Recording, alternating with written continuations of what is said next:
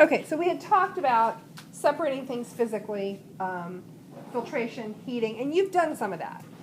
You separated two things in lab A1 even though we didn't have sand. What did you separate? Salt and water. And that was based on heating. It was based on differences in the point of evaporation. One of the processes that is used industrially and in the world is distillation. How many of you have ever bought distilled water? Okay. We buy it for use in labs in here all the time. Distilled water is water that has had other stuff separated out of it based on a difference in their heat of vaporization. So we can have things that boil at a lower point than water, and we heat it until that other stuff comes out. That would be things like alcohols, organic solvents. Gasoline boils off at a lower temperature than water. We can have things that boil at a higher temperature than water. That can be things like salt, a magnesium compound, any kind of other ionic compounds, magnesium chloride, potassium nitrate. Those things all boil at a higher temperature than water. So you boil off the water, it vaporizes, you still have those solids left behind. That's what you did with the salt. Now, where this comes into play often in the world, hold on. So, lab chemicals and purity. You can have something that looks like it's a pure substance, and it can have molecules of other stuff in it. We typically would call that contaminants. We can rate contaminants, impurities, either one. If we pull water out of the pond, that we look out the window at our lovely little pond, it would not be pure water. You know, we've already covered that. It's got all kinds of other stuff in it. Those are impurities. Those are contaminants. We could separate those. The easiest way to separate anything from water is heating. Vaporize the water, capture the vapor, recondense it. That process is called distillation. So lab chemicals, when we buy stuff that's what's called reagent grade, this right here is reagent grade sodium chloride. Okay, finally got my chemicals back. We have reagent grade sodium chloride. It is going to be the purest sodium chloride available. This has been purified. All the other contaminants and impurities have been taken out of it. If you have something that's being used in an industrial process that's not particularly sensitive, what you're going to have is going to have lots of extra stuff in it. When you run a chemical reaction, if you have impurities in the thing that you are running that reaction with, those impurities can take part in reactions of their own. So you can have products in your final resulting stuff that you don't expect. There can be chemicals in there that could be dangerous. Now, I can't find I'm missing so many things. I can't find my big chunk of really impure salt, but I'd like you to imagine a chunk of salt about the size of my head, and instead of this shiny white color, it's sort of brown with chunks in it. That came directly out of a salt mine under Lake Erie. And it comes up out of Lake Erie. It was once part of an ancient ocean. As that ocean settled out, all the stuff that you find in an ocean, the fish poop, the dead bugs, the little bodies, the everything else, all settles down with the salt. And as the water dries, that all forms a geologic layer. There happens to be a really nice fat band of salt underneath Lake Erie.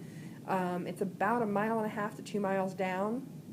And the Morton Company has a mine at Geneva. If you drive up Route 11 till you run into the water and hang west, you can get to the Morton salt mines.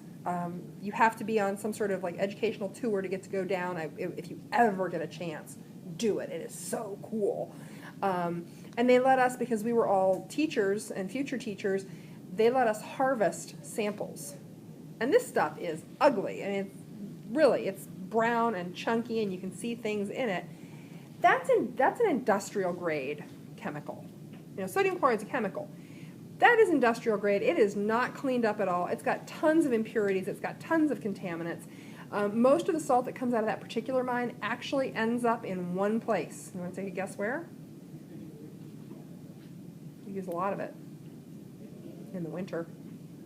Ends up as road salt.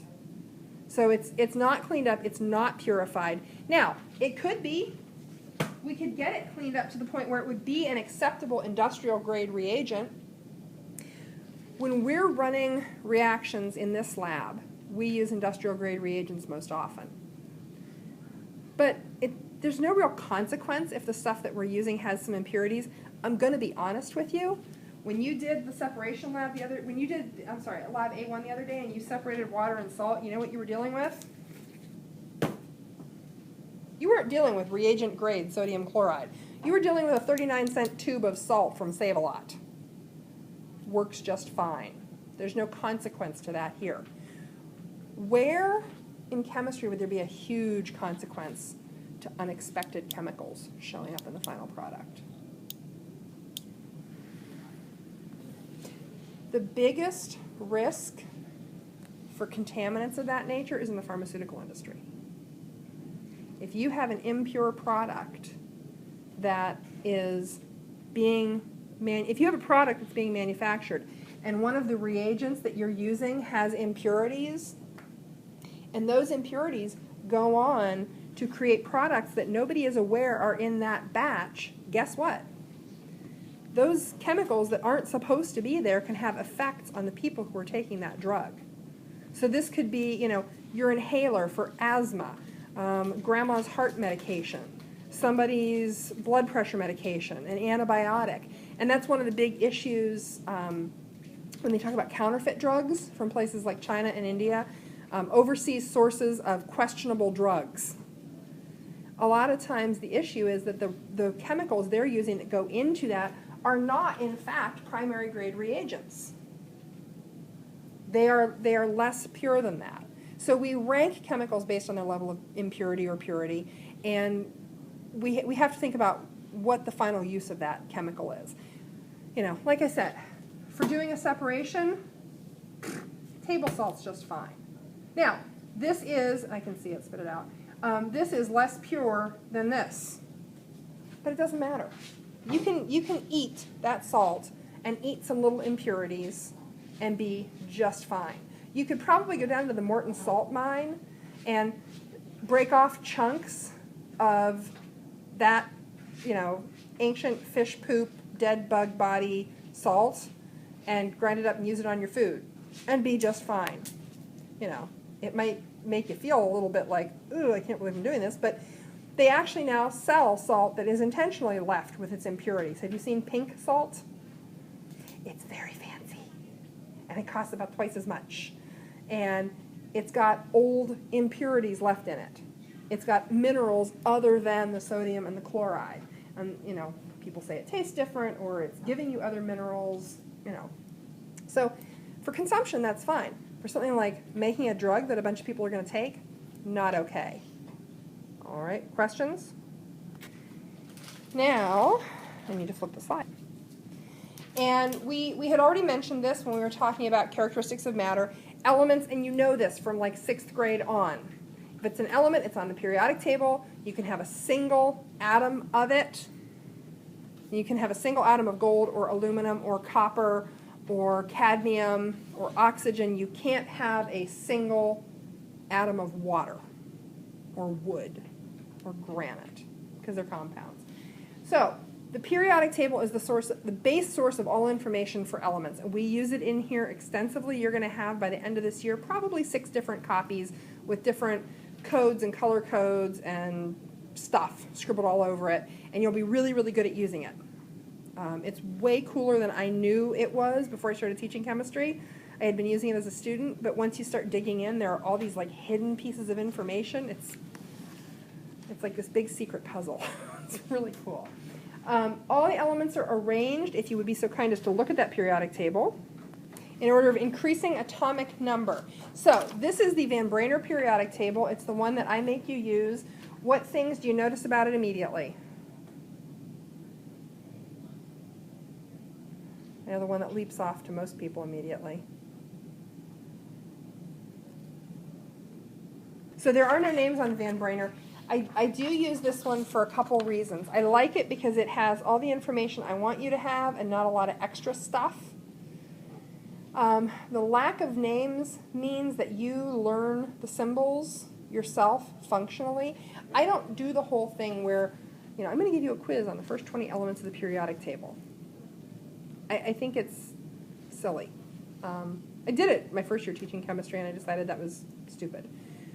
What I'm going to do is I'm going to use the name and the symbol for a while, and slowly I will start to taper off using the name.